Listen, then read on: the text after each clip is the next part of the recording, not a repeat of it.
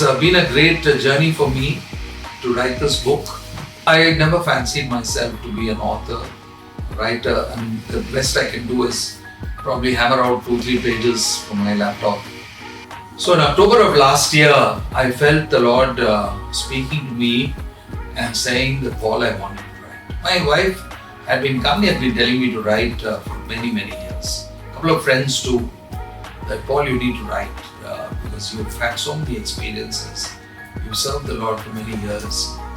And anyway, there's going to be a time when you can't keep running around like you're doing now. So why don't you write? I said, for me, this is what I share with people. If God calls you to do something, He'll give you the skills, the ability to do it. And hence, therefore, the book was ready. And in our workplaces, we may not be able to thrust John 3:16 down the throats of people or John 14:6, but we can certainly, and what I call, engage in transformational conversations and storytelling that can draw people to Christ. The subtitle is Bringing God's Kingdom into Our Workplaces. The whole focus of the book, first of all, starts with the fact that work originates with God. It starts in the very first sentence of the Bible. In the beginning, God created the heavens and the earth. We might think that God is lazily reclining on a celestial sofa and shouting out commands, let there be light and so forth. Little do we know, which is expressed later on by God, in Job chapter 38, and we read verses 4, 5 and 6 and so on, you begin to see the craftsmanship that God is employing in creating the heavens and the earth.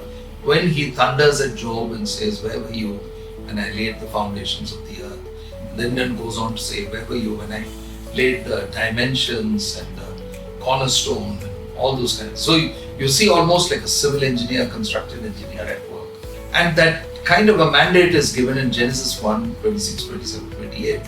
When God says, let us make man in our image and in our likeness. And then He gives them 4 responsibilities: to rule, exercise authority over all creation, to be fruitful and to multiply, which is more than just biological growth, but also to create more image bearers. So you can imagine, supposing this entire area is filled with God's image bearers, that is God's intention for humanity.